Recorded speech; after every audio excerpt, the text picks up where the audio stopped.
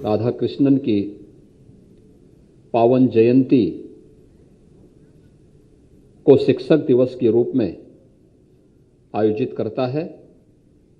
मैं इस अवसर पर भारत माता की इस महान सपूत को भारत की आज़ादी के आंदोलन में, भारत के संविधान निर्माण में, भारत के आधुनिक भारत के निर्माण के लिए शिक्षा एक सशक्त माध्यम हो सकती है और भारत के उन सभी दार्शनिक पहलुओं को जिन्हें उन्होंने बड़ी सहजता के साथ देश के सामने प्रस्तुत किया था, उन सब के लिए, जिनकी सेवाओं के लिए आज़ाद भारत ने उन्हें भारत रत्न से सम्मानित किया, भारत के ऐसे द्वितीय राष्ट्रपति डॉक्टर सर्वपल्ली राधाकृष्णन को इस अवसर पर नमन करते हुए उन्हें विनम्र श्रद्धांजलि अर्पित करता हूं। मेरे लिए प्रसन्नता का क्षण है कि बेसिक शिक्षा और माध्यमिक शिक्षा विभाग ने आज यहां पर प्रदेश में शिक्षा जगत में आमूलचूल परिवर्तन के लिए कार्य कर रहे प्रधानाचार्यों को और शिक्षकों को सम्मानित करने का कार्य भी किया है।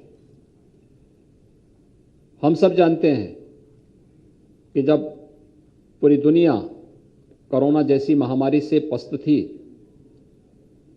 तब भारत प्रधानमंत्री मोदी जी के नेतृत्व में अपनी राष्ट्रीय शिक्षा नीति पर मंथन कर रहा था और उस दौरान 2020 में हमने राष्ट्रीय शिक्षा नीति पूरे देश में लागू की।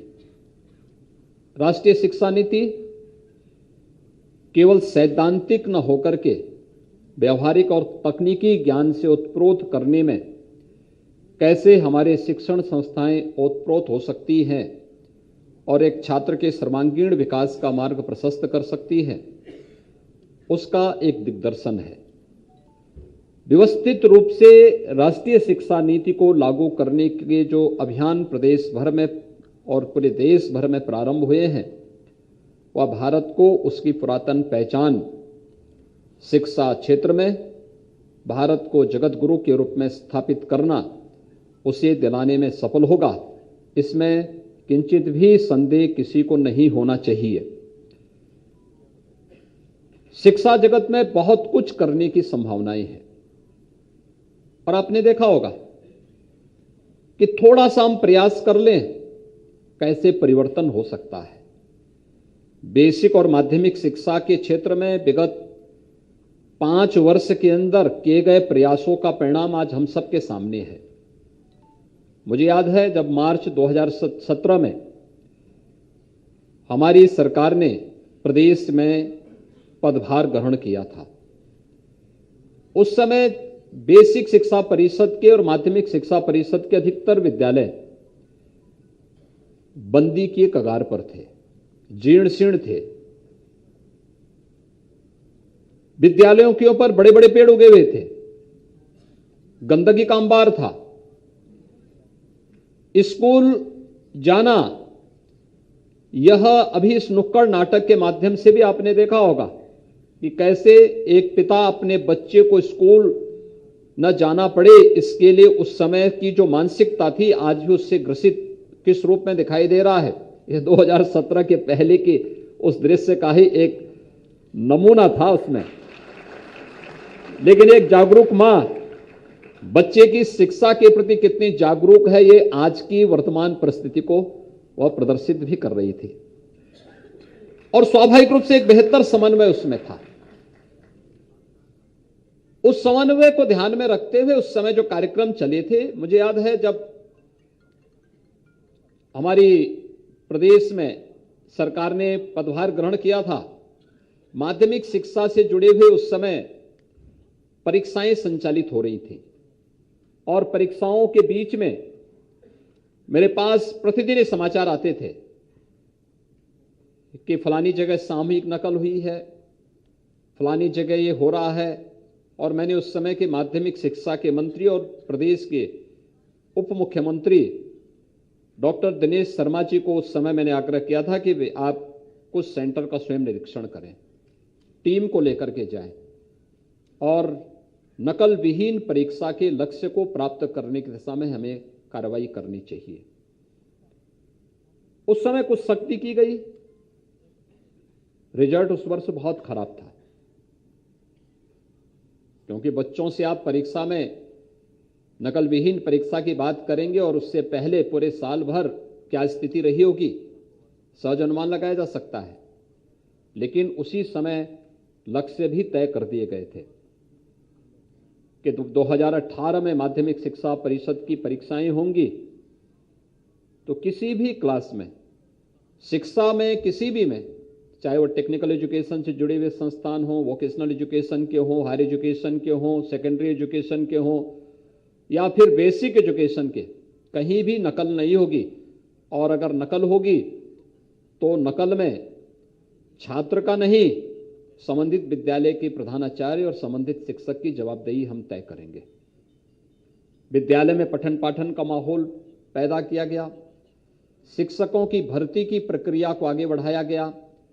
जहां पर भर्ती में थोड़ी देरी है वहां पर रिटायर्ड शिक्षकों की सेवाओं को लिया गया और जहां पर रिटायर्ड शिक्षक कार्य करने के इच्छुक नहीं थे वहां विद्यालयों को इस बात की परमिशन दी गई कि कम से कम साइंस, मैथ्स और इंग्लिश के शिक्षकों को वे मानदेय पर अपने स्तर पर रखें और जब नई नियुक्ति हो जाएगी तो फिर नई नियुक्ति के साथ ही उनकी उसी समय सेवाएं इनकी समाप्त होंगी और नए लोगों को आप उसमें अवसर देंगे। परिणाम था 2017 के बाद से हमने नियुक्ति की प्रक्रिया भी प्रारंभ की और 2018 में जब माध्यमिक शिक्षा परिषद की परीक्षाएं संपन्न हुई तो प्रदेश में 56 लाख जो बच्चे माध्यमिक शिक्षा परिषद की परीक्षाओं में बैठे थे, नकल विहीन परीक्षा कैसे होनी चाहिए, शांतिपूर्ण तरीके से बिना किसी विवाद के वह परीक्षाएं संपन्न हुई थी। समय पे परीक्षा हुई, 1 महीने के अंदर रिजल्ट भी आया और पहले से दुगना परिणाम प्रदेश के अंदर आया था कि प्रदेश के अंदर पठन पाठन का एक माहौल प्रदेश के अंदर वह देखने को मिला। हम लोगों ने इस समय पहल की थी कि हमें विद्यालयों में पुरातन छात्र परिषद का गठन करना चाहिए, ये बेसिक हो या माध्यमिक। और उस समय, क्योंकि हम सब जानते हैं कि हमने थोड़ी भी पहल की होती या उस समय थोड़ी भी पहल होती, बहुत अच्छे परिणाम पहले भी आ सकते थे। मुझे याद है एक समय पूरा पूर्वोत्तर भारत, पूरा मध्य भारत शिक्षकों की आपूर्ति का केंद्र उत्तर प्रदेश हुआ करता था। उत्तर प्रदेश से ही पढ़े लिखे हर व्यक्ति शिक्षक बनकर के इन सभी राज्यों में गए हैं। किसी भी राज्य में अगर आप पूछेंगे, वो मध्य प्रदेश हो, राजस्थान हो, हरियाणा हो या फिर पूर्वोत्तर के राज्यों में अरुणाचल प्रदेश हो, असम हो, मेघालय हो, मणिपुर हो, त्रिपुरा हो, उड़ीसा में भी बड़ी संख्या में यहीं से गए हुए शिक्षक वहां की शिक्षा व्यवस्था की कमान को संभाले थे। लेकिन क्या कारण हो गया कि शिक्षा की यह आधार भूमि अपने आप में कुंद हो गई।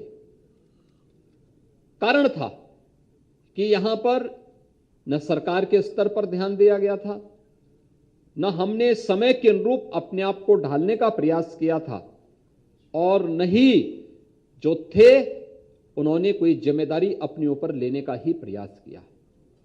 जब जवाबदेही के साथ एक कार्रवाई प्रारंभ हुई, उसके परिणाम भी सामने आते गए। इसके साथ ही शिक्षकों की भर्ती की प्रक्रिया भी संपन्न हुई। अकेले बेसिक शिक्षा परिषद में 1,26,000 से अधिक शिक्षकों की पारदर्शी भर्ती की प्रक्रिया हम लोगों ने संपन्न की, तो माध्यमिक शिक्षा में 40,000 से अधिक शिक्षकों के जो पद खाली पड़े हुए थे उस भर्ती की प्रक्रिया को भी इस दौरान संपन्न किया गया। और आपने देखा होगा कि भर्ती की प्रक्रिया पूरी पारदर्शी तरीके से संपन्न हुआ। आज उसका परिणाम हम सबके सामने है। अधिकतर बेसिक शिक्षा परिषद के विद्यालय हो या माध्यमिक शिक्षा परिषद के विद्यालय, पठन पाठन का एक माहौल बना। जुलाई 2017 में हम लोगों ने स्कूल चलो अभियान प्रारंभ किया था स्कूल चलो अभियान के परिणाम सामने आए। विगत 5 वर्ष में, पिछले 2.5 वर्ष भले ही कोरोना जैसी महामारी के बीच में हम जूझते हुए हमने व्यतीत किए, दुनिया कोरोना के सामने पस्त हुई और जो क्षेत्र सर्वाधिक प्रभावित हुए थे उसमें शिक्षा भी एक थी। महीनों महीनों तक स्कूल कॉलेजेस बंद रहे। जब एक एक व्यक्ति के जीवन को बचाने का प्रश्न था, उसका ध्यान दिया गया, लेकिन उस समय तकनीक का उपयोग करने का एक प्रयास हुआ। तमाम उस प्रकार के पोर्टल विकसित किए गए, ऑनलाइन एजुकेशन की व्यवस्था दी गई, दूरदर्शन ने तमाम चैनल प्रारंभ किए। इन सभी का उपयोग करने का प्रयास भी हुआ, लेकिन इस सब के बीच विगत 5 वर्ष के अंदर जो सबसे सुखद अनुभूति हमें इस बात की होती है, जब हम लोग जुलाई 2017 में स्कूल चलो अभियान प्रारंभ कर रहे थे, उससे पहले जब 16 के मैं आंकड़े देख रहा था तो प्रदेश में माध्यमिक बेसिक शिक्षा परिषद में 1,34,00,000 बच्चे उस समय इन सभी स्कूलों में अध्ययन करते थे। और जब मैं आज के आंकड़े देखता हूं तो ये संख्या 1,34,00,000 से बढ़कर के आज 1,92,00,000 हो चुकी है। यानी स्कूल चलो अभियान अपनी सार्थकता को प्राप्त कर रहा है और हम इस बात को मान सकते हैं कि बेसिक शिक्षा परिषद के स्कूलों में बच्चों की संख्या में बढ़ोतरी होना इस बात को प्रमाणित करता है कि वहां पे शिक्षा का स्तर बढ़ा है। इस दौरान ऑपरेशन कायाकल्प चलाया गया। पुरातन छात्र, मैं देख रहा था, हमारे मुख्य सचिव, एक दिन मुझे बलिया एक कार्यक्रम में जाना था, बलिया बलिदान दिवस के कार्यक्रम में। उन्होंने स्वयं भी इच्छा व्यक्त की कि मैं भी बलिया चलना चाहता हूं। तो मैंने समझा बलिया में वे स्वयं इसलिए जाना चाहते होंगे क्योंकि बलिया बलिदान दिवस है और 1942 में 19 अगस्त के दिन बलिया ने अपने आप को स्वतंत्र घोषित कर दिया था। कई महीनों तक बलिया स्वतंत्र रहा, लेकिन जब मैं बलिया पहुंचा तब मुझे पता लगा कि नहीं, वहीं के एक इंटर कॉलेज में उन्होंने अपनी शिक्षा प्राप्त की थी, इसलिए अपने स्कूल को देखने के लिए वहां जा रहे थे। अगर चीफ सेक्रेटरी के पद पर एक व्यक्ति अपने बचपन के उस स्कूल को जा करके देखने की इच्छा रखता है, क्या इन स्कूल कॉलेजेस ने कभी अपने उन पुरातन छात्रों को पहचानने का प्रयास किया, उन्हें अपने साथ जोड़ने का प्रयास किया? थोड़ा भी प्रयास कर लेते तो मुझे लगता है कि शासन की सहायता के बगैर भी हम हर एक विद्यालय की कायाकल्प को करते हुए सभी प्रकार की बुनियादी सुविधाओं से उन्हें संपन्न कर सकते थे, लेकिन उसके लिए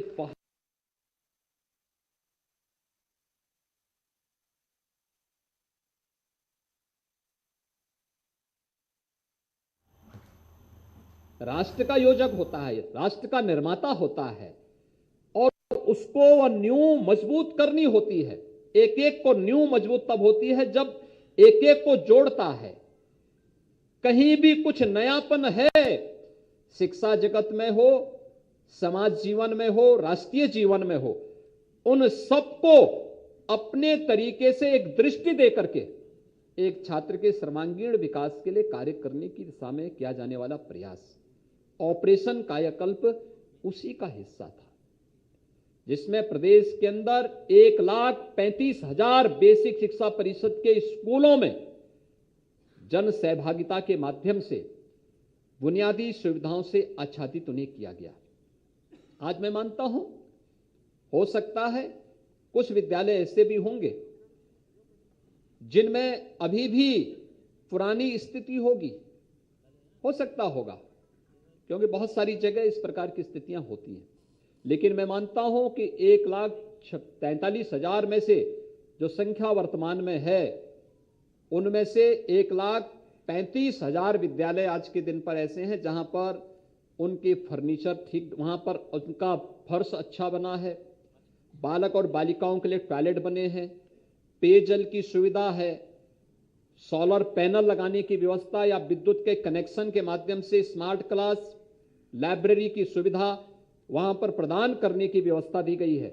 और ये सभी सुविधाएं देने के साथ ही कुछ न कुछ नया उन विद्यालयों के प्रधानाचार्यों ने, विद्यालय के शिक्षकों ने और विद्यालय की जो पुरातन छात्र परिषद है या प्रशासन ने या जनप्रतिनिधियों ने मिलकर के वहां पर कुछ न कुछ नया किया है और आज उसका परिणाम भी वहां देखने को मिल रहा था। निपुण भारत अभियान इसी का एक हिस्सा है। प्रधानमंत्री जी की उस मंशा को कि हमें अपने विद्यालय को, हमें अपने ग्राम पंचायत को, हमें अपने विकास खंड को, हमें अपने जनपद को और अंततः हमें अपने प्रदेश को निपुण बनाना है। और उसी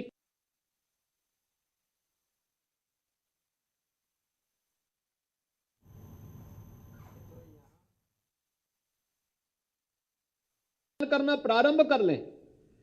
एक विद्यालय में कितने बच्चे होंगे, एक शिक्षक के पास कितने बच्चे आएंगे।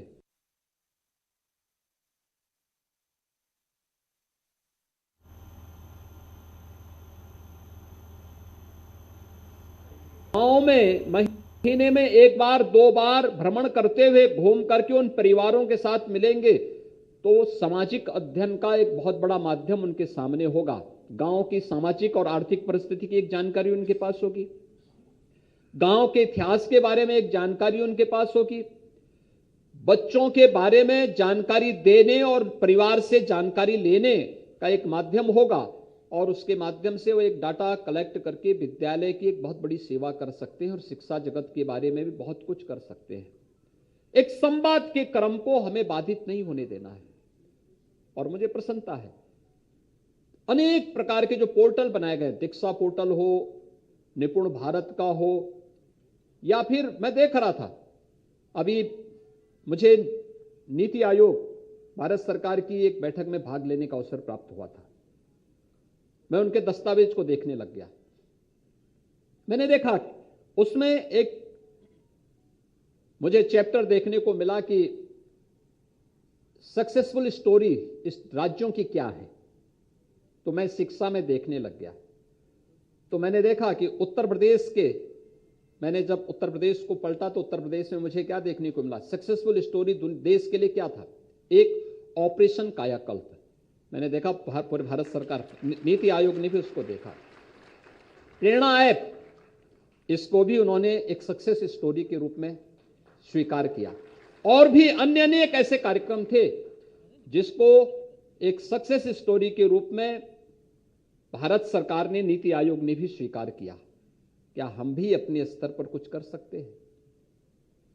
हर एक शिक्षक करने में सक्षम हो सकता है और उस दिशा में हमारे स्तर पर किया जाने वाला प्रयास एक बच्चे के सर्वांगीण विकास का माध्यम बन सकता है।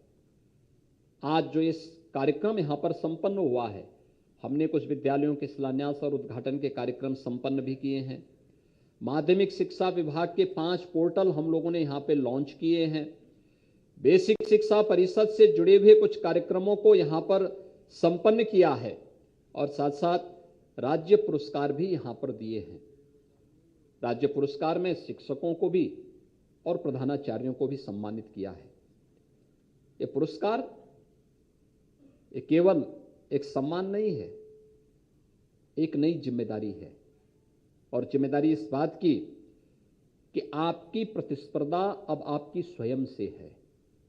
आपने जितना किया है अब उससे आपको आगे बढ़ना है और फिर दूसरों के सामने एक उदाहरण प्रस्तुत करना है। जिन शिक्षकों को राज्य पुरस्कार मिला है, राज्य पुरस्कार का मतलब ये नहीं, और मैं तो ये चाहूंगा एक व्यवस्था में लागू करनी चाहिए कि पुरस्कार चयन की प्रक्रिया को, मैंने इसीलिए कहा था, विगत वर्ष वे चीजें आई थी, हमने कभी देखो अक्सर होता क्या था, पुरस्कार वह व्यक्ति प्राप्त करता था जो कभी स्कूल नहीं जाता था। मैंने देखा है, मैंने एक बार यहां पे पुरस्कार वितरण का कार्यक्रम इसीलिए स्थगित करवा दिया था। मैंने कहा भाई इसमें जो नाम आए हैं इनको तो मैं रोज देखता हूं, केवल फालतू घूमते रहते हैं, कुछ करते हैं नहीं, इनको क्यों पुरस्कार दे रहे हैं? इससे वास्तविक शिक्षक अपने आप को अपमानित महसूस करता है। स्थगित करो इसको और नहीं तो अपने स्तर पर करना, अपने स्तर पर करो, मैं इस कार्यक्रम में भाग नहीं लूंगा, क्योंकि बच्चों के जीवन के साथ खिलवाड़ करने वाले लोग हैं। और मैं उस कार्यक्रम में भागीदार नहीं बना, कार्यक्रम को स्थगित करना पड़ा था। और इसीलिए मैंने कहा था, चयन की प्रक्रिया पूरी पारदर्शी होनी चाहिए, वास्तविक शिक्षक को सम्मानित किया जाना चाहिए, जो ईमानदारी के साथ अपने दायित्वों का निर्वहन करते हुए एक बच्चे के सर्वांगीण विकास के लिए अपना योगदान देकर के राष्ट्र निर्माण की प्रवर्तमान अभियान का अपने को हिस्सा बनाया हुआ है। एक प्रधानाचार्य जो पूरी जिम्मेदारी के साथ अपने कार्यों का निर्वहन करते हुए अपने विद्यालय को एक स्वस्थ प्रतिस्पर्धा का केंद्र बिंदु बना रहा है, और वह सम्मान उसी का हिस्सा है, ये उसी की प्रक्रिया का हिस्सा है। ये केवल 2 साल उन्हें सेवा विस्तार मिल जाए या उन्हें एक निश्चित राशि पुरस्कार के रूप में हम दे दें, या परिवहन निगम की बसेज में उनको इतने किलोमीटर तक फ्री में सुविधा उपलब्ध हो जाए, ये बहुत गौण चीजें हैं। महत्वपूर्ण ये कि एक नई जिम्मेदारी उनके ऊपर आ रही है, और जिम्मेदारी इस बात की कि उन्होंने अब तक जो किया है इससे उनकी स्वयं की प्रतिस्पर्धा होगी। अब उनको उससे आगे बढ़कर के कार्य करना है और कुछ नयापन करके दिखाना है, एक नयापन करके दिखाना है, कुछ नया देना है समाज को। ये उनके जीवन का आत्मसंतुष्टि का एक माध्यम बनेगा, और इस दिशा में, इस प्रयास में हम सबको ईमानदारी के साथ आगे बढ़ना होगा। और मैं आह्वान करूंगा, विगत 5 वर्ष के अंदर बहुत कुछ किया है, लेकिन अभी बहुत कुछ होना बाकी है, बहुत कुछ होना बाकी है। मैंने आपको पिछली बार भी कहा था, नियुक्ति की प्रक्रिया जब हम करेंगे तो नियुक्ति की प्रक्रिया को इतनी पारदर्शी तरीके से संपन्न करेंगे कि किस शिक्षक का ट्रांसफर की प्रक्रिया हो पता भी नहीं होगा, मुझे भी नहीं पता होगा, हमारे मंत्री को भी पता नहीं होगा, विभाग के प्रमुख सचिव को भी नहीं पता होगा कि किस व्यक्ति को कहां जाना है। मेरिट के आधार पर हम पूरी प्रक्रिया को अपनाएंगे, और लोगों ने उसको एप्रिशिएट किया था, हर एक स्तर पर उसको लोगों ने माना है। आज हमें तय करना होगा। प्रदेश ने, नीति आयोग ने जो 8 एस्पिरेशनल डिस्ट्रिक्ट उत्तर प्रदेश के आकांक्षात्मक जनपद चिन्हित किए थे, मैं धन्यवाद दूंगा कि एस्पिरेशनल डिस्ट्रिक्ट के जो पैरामीटर थे उसमें शिक्षा में थे, स्वास्थ्य में थे, स्किल डेवलपमेंट में थे। इन सभी में उत्तर प्रदेश ने देश के अंदर जो टॉप 10 यानी जो 112 जनपद चिन्हित हुए थे पूरे देश भर में, उनमें से 8 जनपद यूपी के थे। और मुझे प्रसन्नता है कि 8 जो जनपद यूपी के थे, टॉप 10 में जिन्होंने अपने रैंकिंग में सुधार किया, उसमें से टॉप 10 में उत्तर प्रदेश के 8 में से 5 जनपद आए थे, और टॉप 20 में सभी 8 जनपद।